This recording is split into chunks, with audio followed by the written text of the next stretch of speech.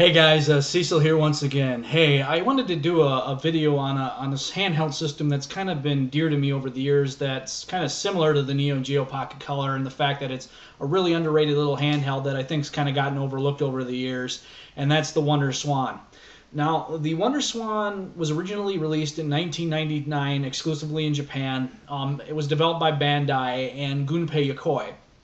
Now, to give you a little bit of background on Gunpei, he was one of the big forefathers of Nintendo. He was the one who I believe in with his development department at Nintendo. They developed like Metroid and a couple other big Nintendo franchises.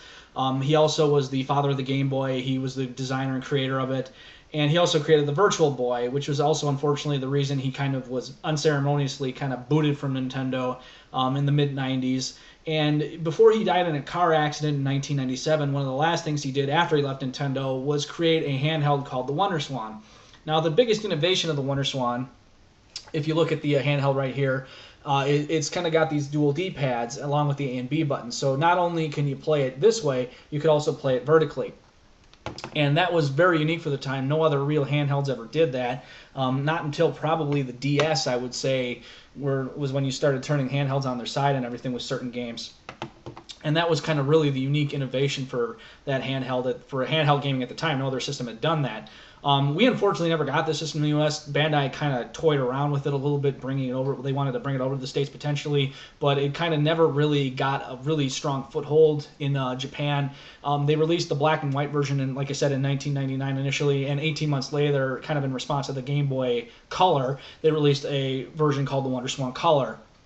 And a couple years after that, they released a third version, which was the final version of the system called the SwanCrystal. Now, I kind of dabbled in wanting to potentially get a WonderSwan kind of after the whole Neo Geo Pocket Color kind of had tanked. That really kind of piqued my interest in gaming, and especially handheld gaming. I was finally an adult now. I could, get my own stuff. I didn't have to worry about my parents or whatever. It's like, why are you spending all this money on games and everything? I could spend my money. I earned it work how I wanted to. So I saw this really interesting, neat handheld that, Square was going to start developing for called the WonderSwan. And it's like, what the hell is a WonderSwan? So I did some research online, and it looked like a really interesting handheld that that kind of to complement the Neo Geo Pocket Color. This is something I wanted to import because it didn't seem like there was a really good chance it was ever going to come over to the States. And like I said, I saw Square was developing games for it, and they were coming out with these Final Fantasy Edition bundles because they were going to bring out the first two Final Fantasy games remade on the WonderSwan, and they looked really awesome. So I started looking online for a good system to get the FF1 bundle, because the FF2 we got was not the same FF2 that we got in the States. It was the NES or Famicom FF2. So I wanted the FF1 bundle because that's the first Final Fantasy I ever played.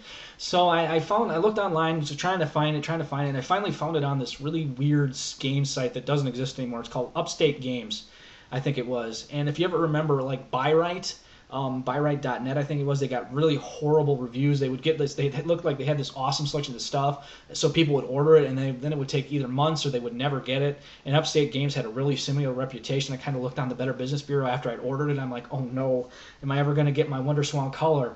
I think it was like $120, I think, what I paid for it.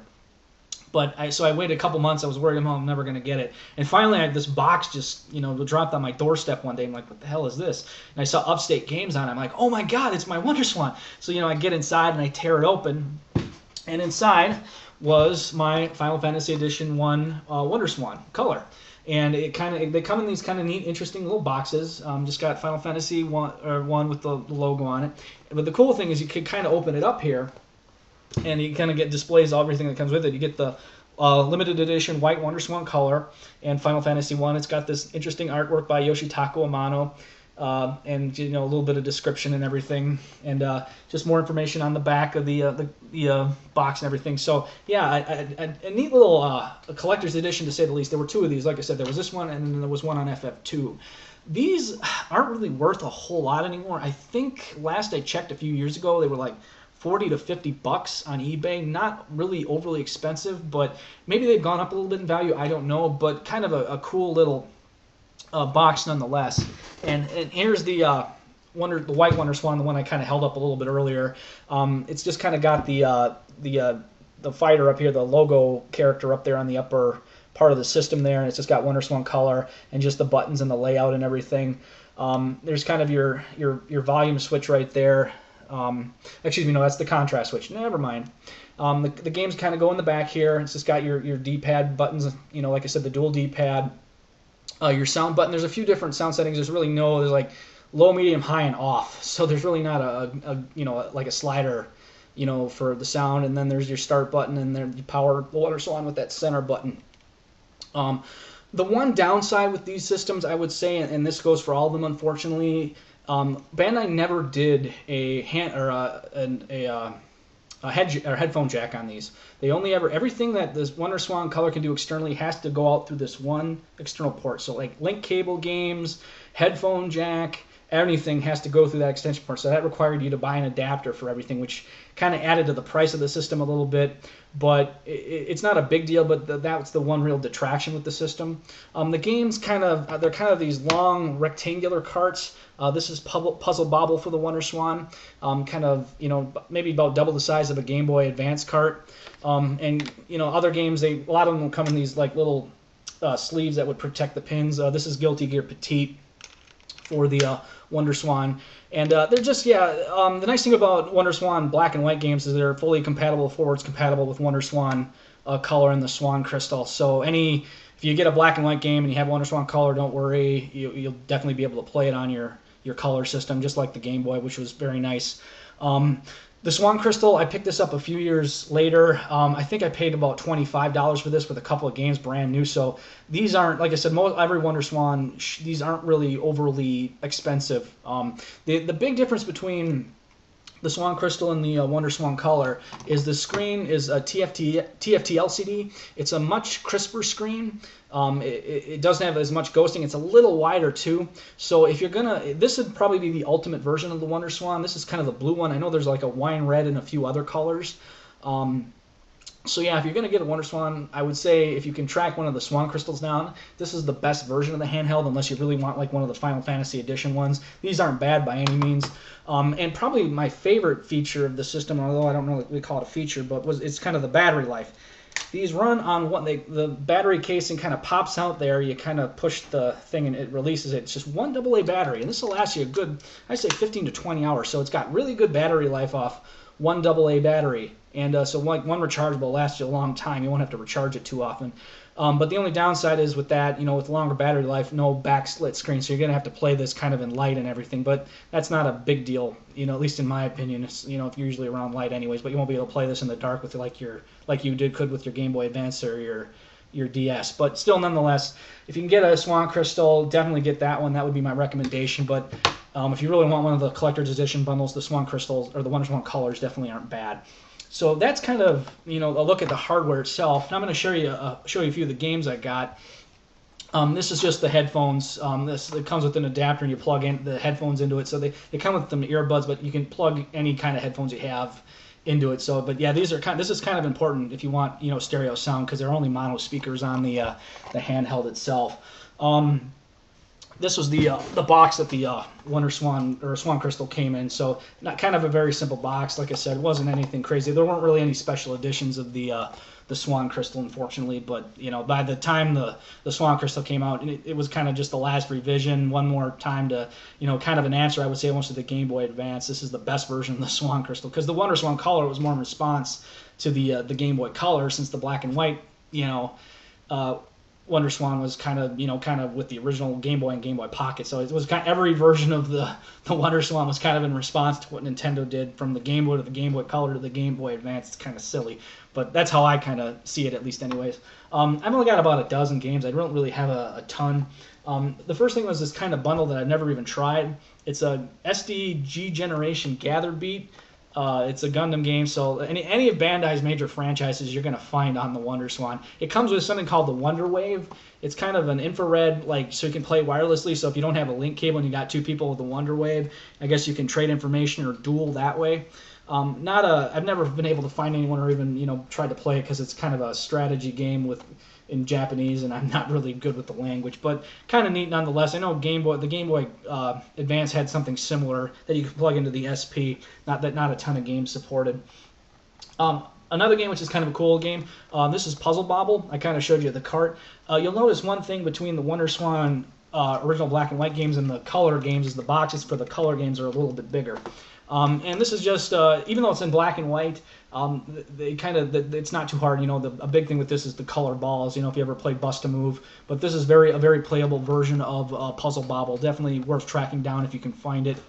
Another game I got, another SD Gundam game, black and white. This is probably similar to Gather Beat. I don't know if this is a sequel, but this is Emotional Jam. Never played it. Again, it just kind of looks like a strategy SD Gundam game. Just got it. I think it was part of a bundle. Pocket Fighter. Now you might kind of think like a fighting game on the WonderSwan, because if you haven't ever seen one before, you kind of look at the WonderSwan, and the D-pads really aren't so much D-pads as they are just kind of 4 buttons in the shape of a D-pad. So Bandai kind of came up with an interesting solution, or at least I don't know if it was them, but maybe Sammy, who developed this game, came up with this, and this is kind of important for any fighting games like Pocket Fighter, and it was a handy little thing. And this is Guilty Gear Petite, and it came with Guilty Gear Petite. It's just a piece of plastic. It's called the Wonder Coin. And what this does, you can kind of, comes in a little plastic bag, and there's a little sticker in there. I haven't stuck it on mine, but it kind of fits over the D-pad, and there's your kind of, your D-pad for your fighting games. So for Guilty Gear Petite 1 and 2, Pocket Fighter, and any of the other handful of fighting games, a Wonder Coin is definitely a nice thing to have. It kind of doesn't stay on there the best unless you hold it really tightly, so the sticker is definitely important. But yeah, it's just like I said, it's kind of the little coin in the shape of a D-pad. Definitely something to look into getting if you can. Every copy of Guilty Gear Petite should have it. So yeah, definitely get a Wonder Coin if you plan on getting into any of the fighting games for the WonderSwan. Another game I got that I really haven't played much. It's Cumin. It's ever watched Ultimate Muscle on W or Fox Kids. I think I played this one to try to do a match. It's kind of a really weird back and forth kind of battle. There's footage of it on YouTube of people trying to play it. It's definitely, if you're a big fan of Muscle or Kinnikuman, it's definitely probably worth looking into. An interesting title that's a puzzle game that I haven't played a ton, but it's kind of cool, and this is kind of an homage to Goon Pay Yokoi. It's called Goon Pay. This is Goon Pay EX. There was a black and white version of this for the original WonderSwan, and this is the color version, which is just a slightly expanded version. It's kind of hard to explain. This is one of the games that you hold up this way to play with the dual D-pad. You kind of got to match up lines and to eliminate them. I forget. It's been so long since I played this, but yeah, I remember it being a fun little puzzle game. It's very cheap, so you may be able to get this with a bundle. So yeah, definitely kind of Bandai's homage to Goon Pay. They named this puzzle game after him. I've got a handful of Square games for it too. I kind of put those in a separate pile. Wildcard, it's just a card battling game, all in Japanese. I've never really been able to understand it too much, but still kind of cool nonetheless, if you're especially into card games. I have tried to play this a little bit since it looked pretty interesting. It's called Blue Wing Blitz. It's kind of an anime-style strategy RPG with planes. The graphic style almost kind of reminds me of Final Fantasy Tactics. So it kind of got okay reviews. It's kind of simple. Just the couple battles I've been able to try and understand, since there was no real reference for it. I couldn't really get into it like I could the Final Fantasy games. But for the most part, it's definitely worth checking out. Not overly expensive. There was a version of Front Mission for it. This is, excuse me, I got upside down. Front Mission. This is I think this was one of the later Square releases for the WonderSwan. If you've ever played any of the Front Mission games, like Front Mission 3 on the PlayStation, it's pretty self-explanatory. It's a strategy RPG with mechs. You kind of go over a grid on a city and you just battle back and forth. I think this was an original one. I don't think this was based off a particular one, but again, I couldn't tell you. I'm not really overly familiar with the Front Mission series, but it was kind of cool. And now I'm going to kind of talk about the Final Fantasy games a little bit. These were kind of the reason a lot of people picked up the WonderSwan, especially in Japan. There were plans to do Final Fantasy 1, 2, and 3 for the WonderSwan, kind of remake the original Famicom games, and they came out with 1 and 2. 3 was planned, but I don't know what really happened to it. I don't think it just kind of got pushed back, and instead they came out with a version of Final Fantasy 4 for it. So there's Final Fantasy 1, 2, and 4 on the WonderSwan Color and SwanCrystal, and these are, I've got all 3 of them.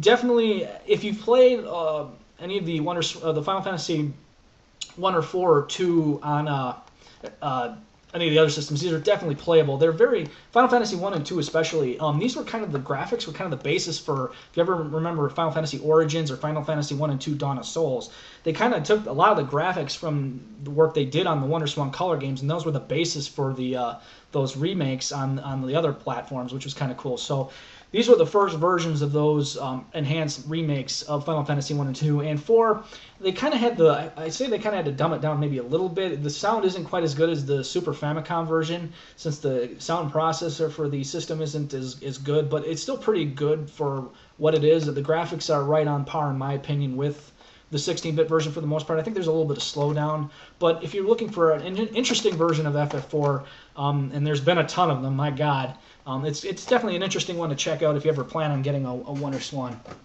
And probably my favorite WonderSwan Color game that I put the most time into by far, and this is the reason I tracked down the Dreamcast version, that's Mr. Driller. It's an interesting puzzle game where you're a little guy and you got to drill down, these caverns, and the deeper you go, the higher your score, and you kind of got to drill your way around different objects and everything, and it's just you got to make sure you don't drill too fast or drill the wrong way, or otherwise the ceiling will come down and crush you. It's an interesting puzzle game to check out if you never have. It's on the Dreamcast and PlayStation. I know there's been versions on the DS, and I think it's on the DSiWare. I think there's been a few others since then. I couldn't give you a specific, but definitely if you want to get a fun puzzle game, definitely check out Mr. Driller. So that's kind of my look at the WonderSwan and kind of a look back. Have you ever heard of it? Let me know what you think about it. Leave a comment below. Have you played it? Do you have one? Do you think it's awesome? Or it's just kind of like, don't really care. I'd rather play my Game Boy or my DS. But yeah, if you can, they're not overly expensive systems. But yeah, my recommendation, again, if you can find a SwanCrystal, this was the ultimate version of the system by far.